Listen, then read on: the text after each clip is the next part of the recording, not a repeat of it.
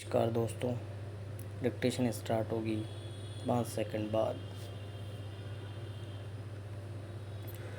Start. भारतीय संस्कृति में महिलाओं को पूजनीय माना जाता है। श्रद्धा के साथ महिलाओं को नमन किया जाता है। जननी के रूप में माँ की वे अभिव्यक्ति हैं। हमारे शास्त्रों में यह माना गया है कि जहाँ स्त्री का निवास है, देवता वहीं बसते हैं। देश का नाम भारत है, जिसका अर्थ है धर्म प्रधान। भारत से शब्द भारत बना है।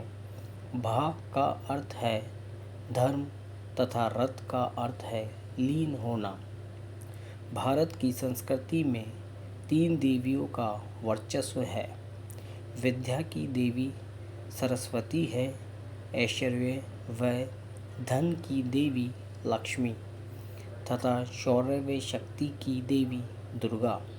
अधिकांश देशों में राजाओं, बादशाहों, किंग्स तथा सुल्तानों आदि ने जहाँ वे रहते थे वहाँ की भूमि पर अपनी सत्ता स्थापित की। भारत में सत्ता राजाओं के हाथों में रही। राजा को ही विधायिका, कार्यपालिका व न्यायपालिका का अधिकार रहा। राजा ने जो कहा वही कानून था। विदेशों की स्थिति यहाँ से भिन्न थी। वहाँ न्याय के लिए न्याय की देवी लेडी जस्टिस की अवधारणा रही। रोम, ग्रीक, मिस्र आदि देशों में न्याय की देवी की प्रबल अवधारणा रही। इन देशों में न्याय की मूर्ति एक स्त्री के रूप में मिलती है। न्याय की देवी की धारणा बहुत प्राचीन मानी जाती है।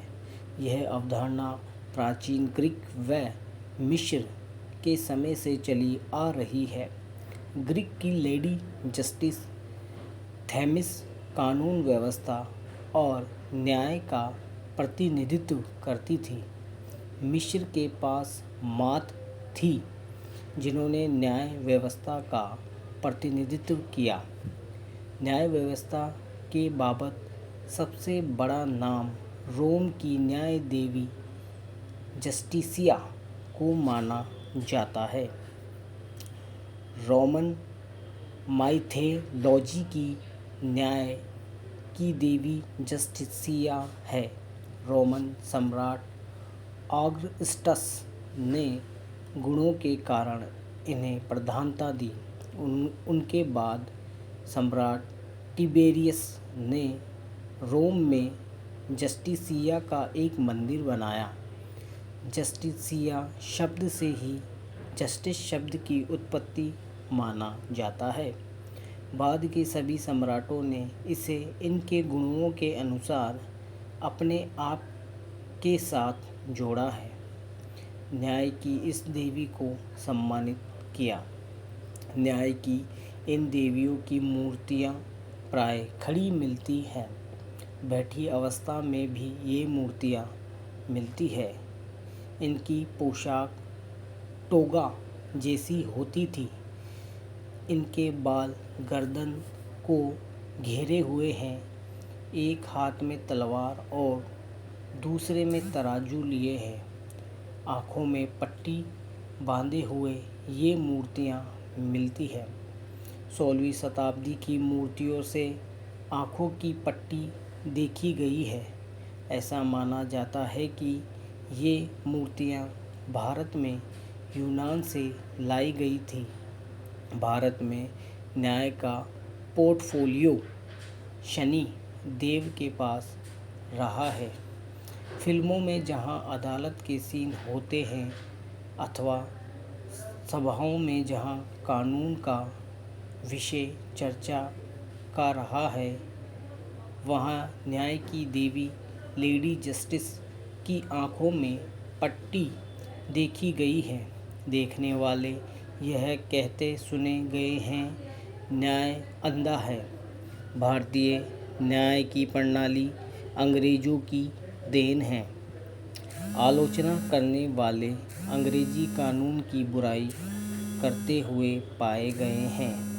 वे स्पष्ट शब्दों में कहते हैं कि अंग्रेजों का कानून अंधा है। वस्तुतः कानून ना तो अंधा है और ना सजा का प्रतीक। तलवार शक्ति की पहचान है। आँखों में बंधी पट्टी ये संकेत देती है कि कानून के समक्ष सब समान है।